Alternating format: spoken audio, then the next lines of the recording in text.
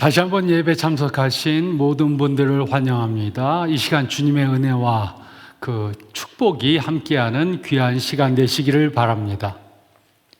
마태는 예수님의 이야기를 예수님의 탄생으로 시작하지 않고 예수님의 족보로 시작했습니다. 그 이유는 마태는 예수님이 아브라함과 다윗의 자손이심을 증명하기 위해서였습니다. 그런데 마태는 예수님의 족보 중에 본이 되지 않는 그런 사람들을 강조해서 기록했습니다. 그 이유가 무엇이었습니까?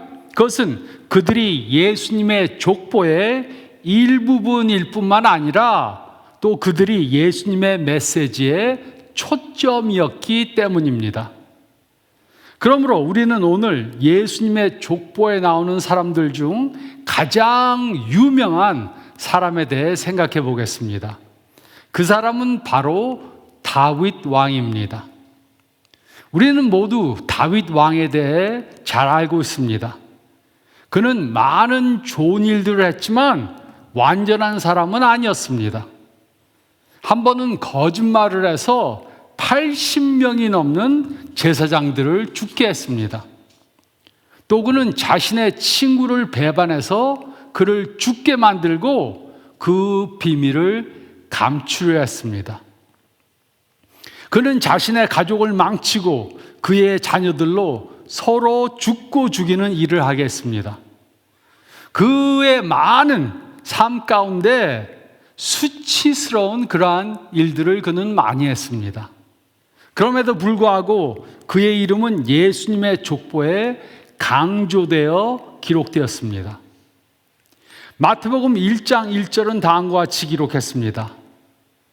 아브라함과 다윗의 자손 예수 그리스도의 계보라.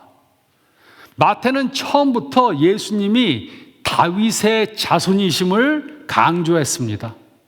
그리고 계속해서 마태복음 1장 2절로 6절은 다음과 같이 기록했습니다. 아브라함이 이삭을 낳고 이삭은 야곱을 낳고 야곱은 유다와 그의 형제들을 낳고 유다는 다말에게서 베레스와 세라를 낳고 베레스는 헤스론을 낳고 헤스론은 람을 낳고 람은 아미나답을 낳고 아미나답은 나손을 낳고 나손은 살몬을 낳고 살몬은 라합에게서 보아스를 낳고 보아스는 룻에게서 오벳을 낳고 오벳은 이새를 낳고 이새는 다윗 왕을 낳으니라. 다윗은 우리아의 아내에게서 솔로몬을 낳고. 마태는 이곳에 또 기록하지 말아야 하는, 기록하지 않아도 되는 그런 사람의 이름을 기록했습니다. 그는 그냥 다윗은 솔로몬을 낳고 라고 기록하면 되었는데 그는 다윗은 우리아의 아내에게서 라고 기록했습니다.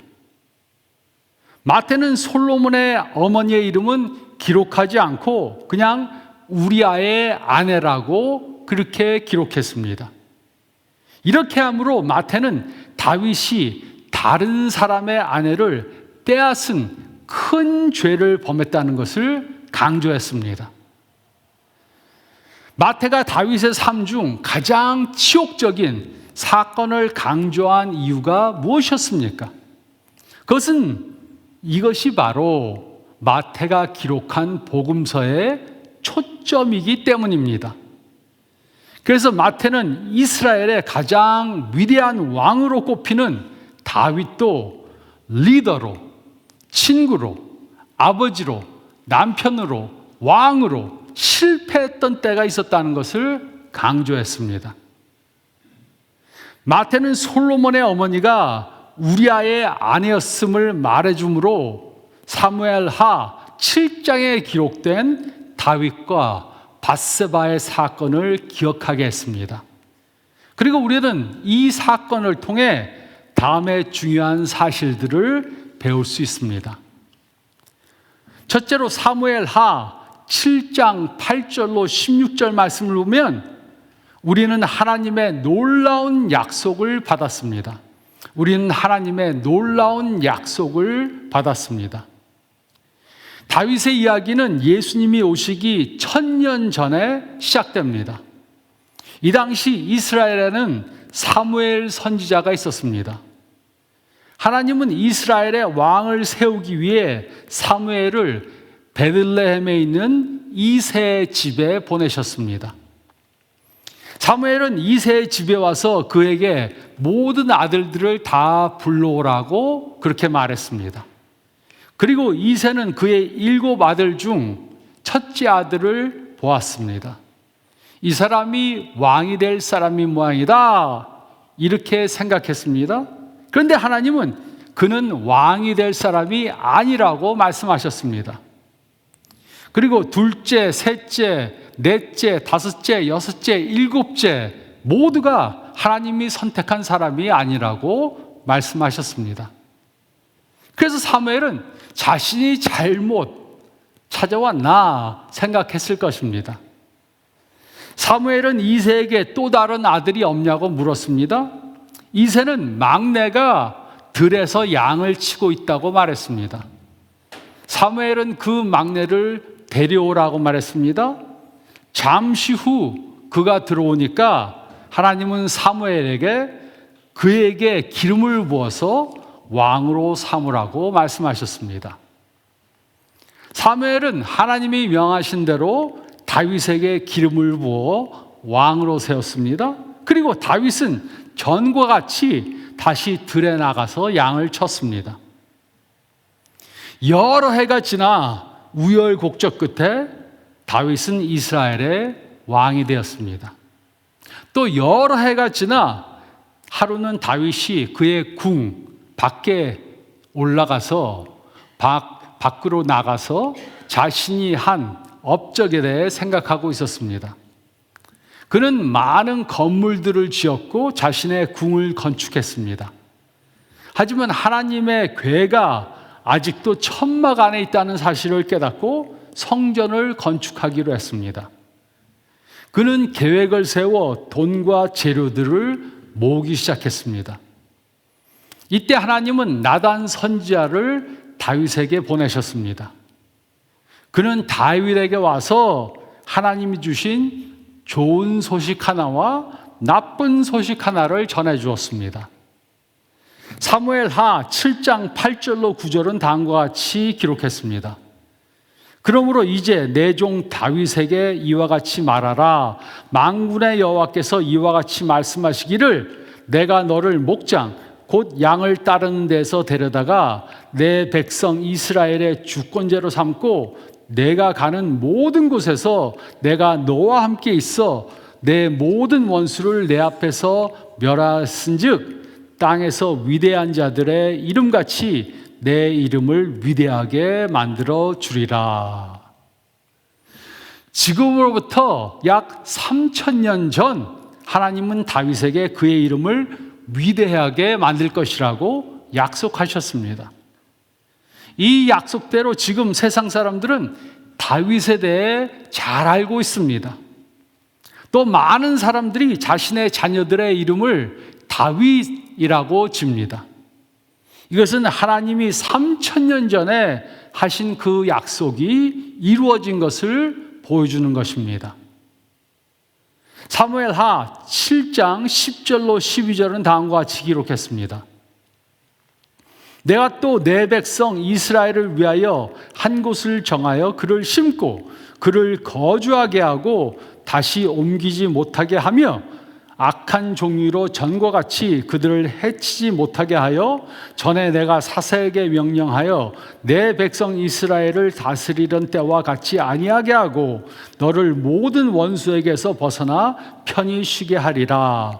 여호와가 또 내게 이르리니 여호와가 너를 위하여 집을 짓고 내 수완이 차서 내 조상들과 함께 누울 때 내가 내 몸에서 내 씨를 내 뒤에 세워 그의 나라를 견고하게 하리라. 하나님을 위해 성전을 짓고자 하던 다윗에게 하나님은 자신이 다윗을 위해 집을 지으시겠다고 약속하셨습니다. 그리고 그가 이 세상을 떠난 후 그의 자손들을 통해 그의 나라를 견고하게 하시겠다고 약속해 주셨습니다. 사무엘하 7장 13절로 14절은 다음과 같이 기록했습니다. 그는 내 이름을 위하여 집을 건축할 것이요 나는 그의 나라 왕위를 영원히 견고하게 하리라. 나는 그에게 아버지가 되고 그는 내게 아들이 되리니 그가 만일 죄를 범하면 내가 사람의 매와 인생의 채찍으로 징계하려니와. 하나님은 다윗이 아닌 다윗 후에 오는 자손이 하나님의 성전을 건축할 것이라고 말씀하셨습니다. 그리고 하나님은 다윗의 자손이 하나님과 아버지 아들 관계가 될 것이라고 말씀해 주셨습니다. 이것은 매우 중요한 말씀입니다. 이것은 하나님의 심판과 사랑의 관계를 말해줍니다. 하나님은 다윗에게 그의 자녀들이 하나님께 순종함은 축복하겠지만 불순종하면 아버지가 자녀들을 사랑해서 매를 드는 것처럼 하나님의 심판을 받을 것이라고 말씀하셨습니다. 그리고 계속해서 사무엘하 7장 15절로 16절은 다음과 같이 기록했습니다. 내가 내 앞에서 물러나게 한 사울에게서 내 은총을 빼앗은 것처럼 그에게서 빼앗지는 아니하리라.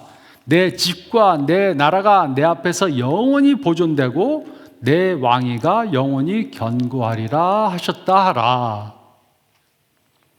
하나님은 다윗에게 그의 집과 나라가 영원히 보존될 것이라고 약속해 주셨습니다. 이것은 무조건적인 약속입니다. 이것은 다윗의 행동과 관계없이 하나님이 일방적으로 주신 무조건적인 약속입니다. 하나님은 다윗의 이름과 가족과 나라를 영원히 보존하실 것이라고 약속하셨습니다. 물론 이것은 이스라엘 나라를 위한 약속은 아닙니다. 만약 이것이 이스라엘 나라를 위한 약속이라면 이 약속은 지켜지지 않았습니다. 그 이유는 이스라엘은 바벨론에 의해 멸망되었기 때문입니다. 그러므로 이 약속은 하나님이 다윗의 자손을 통해 이루실 영원한 나라에 대한 약속입니다. 그리고 이 약속은 다윗의 자손으로 오신 예수님을 통해 이루어졌습니다. 다윗이 하나님께 놀라운 약속을 받은 것처럼 우리도 하나님께 놀라운 약속을 받았습니다. 하나님은 죄 지은 인간들에게 아담의 자손을 통해, 아브라함의 자손을 통해, 유다의 자손을 통해, 다윗의 자손을 통해 메시아가 올 것을 약속해 주셨습니다. 그리고 이 메시아에 대한 약속은 2000년 전 이 세상에 오신 예수님을 통해 이루어졌습니다. 요한복음 3장 16절에서 17절은 다음과 같이 기록했습니다. 하나님이 세상을 이처럼 사랑하사 독생자를 주셨으니 이는 그를 믿는 자마다 멸망하지 않고 영생을 얻게 하려 하심이라. 하나님이 그 아들을 세상에 보내신 것은 세상을 심판하러 하심이 아니요 그로 말미암아 세상이 구원을 받게 하려 하심이라. 다윗과 같이 우리는 하나님의 놀라운 약속을 받았습니다. 그리고 그 약속은 2000년 전 이 세상에 오신 예수님을 통해 이루어졌습니다. 하나님은 우리를 심판하기 위해 메시아를 보내신 것이 아니고 우리를 구원하기 위해 메시아를 보내셨습니다. 그래서 누구든지 그를 믿기만 하면 예수님이 나의 구세주, 메시아다, 이것을 믿으면 멸망하지 않고 영생을 얻게 됩니다. 이것이 우리가 하나님께 받은 약속입니다. 우리는 하나님의 놀라운 약속을 받았습니다. 우리는 모두가 하나님의 놀라운 약속을 받았습니다. 그리고 둘째로 사무엘하 15장 1절로 16절 말씀을 보면 우리는 하나님과 맺은 약속을 저버렸습니다. 우리는 하나님과 맺은 약속을 저버렸습니다. 다윗은 사무엘하 7장을 통해 하나님의 놀라운 약속을 받았습니다. 그런데 4장이 지나서 그는 하나님께 큰 죄를 범했습니다. 그 이야기가 사무엘하 11장에 나옵니다. 다윗은 하루 옥상에 올라갔습니다. 그리고 그는 한 여자가 목욕하는 것을 보았습니다. 사람을 불러서 누구인지 알아보니까 자신의 부하 중 하나인 우리아의 아내 밧세바라고 들었습니다. 다윗은 그녀를 불러오게 하고 그녀와 동침했습니다. 얼마가 지나 밧세바는 자신이 다윗의 아기를 가진 것을 통보했습니다. 다윗은 이 일을 수습하기 위해 여러 궁리를 했습니다. 그리고 그는 전쟁터에 있던 우리아를 불러오게 했습니다. 그와 이야기를 나눈 후 우리아로 집에 가서 쉬게 했습니다. 그런데 다음날 다윗이 알아보니 우리아는 집에 가지 않고 왕궁 문 앞에서 그의 신하들과 함께 잠을 잤다고 들었습니다. 다윗은 그에게 왜 집으로 가지 않느냐 물었습니다. 우리아는 자신의 전우들이 전쟁터에서 싸우고 있는데 자신은 집에 가서 편히 쉴 수 없다 이렇게 대답했습니다. 다윗은 우리아에게 하루를 더 머물게 하고 그에게 술을 먹였습니다. 그런데도 우리아는 자신의 집으로 가지 않았습니다. 그 다음 다윗이 한 행동은 너무나 악한 것이었습니다. 다윗은 우리아의 상관 요압에게 편지를 써서 보냈습니다. 다윗은 요압에게 우리아로 전쟁 중에 맨 앞에 나가 싸우게 하다가 그를 놔두고 전부 다 후퇴하라고 그렇게 명령했습니다. 이것은 사형 선고였습니다. 다윗은 그 편지를 봉해서 우리아의 손에 들려서 요압에게 전해주게 했습니다. 이런 악한 행동을 할 수 있습니까? 요압은 왕의 메시지를 받아 다윗의 명령대로 우리아를 앞장서서 싸우도록 하다가 그를 놓아두고 전부 다 후퇴했습니다. 우리아와 그와 함께 싸우던 사람들은 적군을 대항해서 열심히 싸웠습니다. 그러다 우리아는 결국 적이 쏜 화살에 맞아서 죽었습니다. 우리아가 죽었다는 소식이 전해졌습니다. 다윗은 화가 난 것처럼 행동했습니다. 밧세바는 죽은 남편으로 그로 인해서 울고 그를 장사지냈습니다. 그리고 다윗은 밧세바를 아내로 맞아들였습니다. 이제 모든 것이 다 끝난 것 같았습니다. 다윗은 자신이 범한 죄가 잘 감춰지고 잘 넘어갔다고 생각했습니다. 하지만 하나님은 이 모든 사실을 알고 계셨습니다. 사무엘하 11장 27절은 다음과 같이 기록했습니다. 다윗이 행한 그 일이 여호와 보시기에 악하였도다. 하나님은 이때 결정하실 수 있었습니다. 하나님은 다윗이 범한 죄의 막중함을 보시고 그가 하신 약속을 번복할 수 있었습니다. 하나님이 약속하신 것을 이행하지 않는다고 해도 다윗은 아무 불평도 할 수 없었습니다. 하지만 하나님은 그렇게 하시지 않았습니다. 하나님은 나단 선지자를 다윗에게 보내 그의 죄를 깨닫도록 하셨습니다. 사무엘하 15장 1절로 4절은 다음과 같이 기록했습니다. 여호와께서 나단을 다윗에게 보내시니 그가 다윗에게 가서 그에게 이르되 한 성읍에 두 사람이 있는데 한 사람은 부하고 한 사람은 가난하니 그 부한 사람은 양과 소가 심이 많으나 가난한 사람은 아무것도 없고 자기가 사서 기르는 작은 암양 새끼 한 마리뿐이라. 그 암양 새끼는 그와 그의 자식과 함께 자라며 그가 먹는 것을 먹으며 그의 잔으로 마시며 그의 품에 누움으로 그에게는 딸처럼 되었거늘 어떤 행인이 그 부자에게 오매 부자가 자기에게 온 행인을 위하여 자기의 양과 소를 아껴 잡지 아니하고 가난한 사람의 양 새끼를 뺏어다가 자기에게 온 사람을 위하여 잡았나이다 하니. 나단 선지자는 어떤 부자의 이야기를 해주었습니다. 그 부자의 집에 손님이 오자 그는 자기의 양과 소를 잡지 않고 가난한 이웃의 새끼 양을 뺏어다가 그를 잡아 손님을 대접했습니다. 그 이야기를 들은 다윗은 매우 화가 났습니다. 사무엘하 15장 5절과 6절은 다음과 같이 기록했습니다.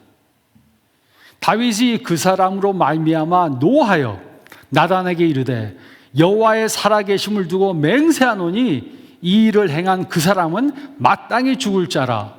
그가 불쌍히 여기지 아니하고 이런 일을 행하였으니 그 양 새끼를 4배나 갚아 주어야 하리라 한지라. 다윗은 그 일을 한 사람은 죽어 마땅하다고 말했습니다. 그러자 나단 선지자는 그가 바로 다윗이라고 그렇게 말했습니다. 그때 다윗은 어떻게 반응했습니까? 사무엘하 15장 13절에서 15절은 다음과 같이 기록했습니다.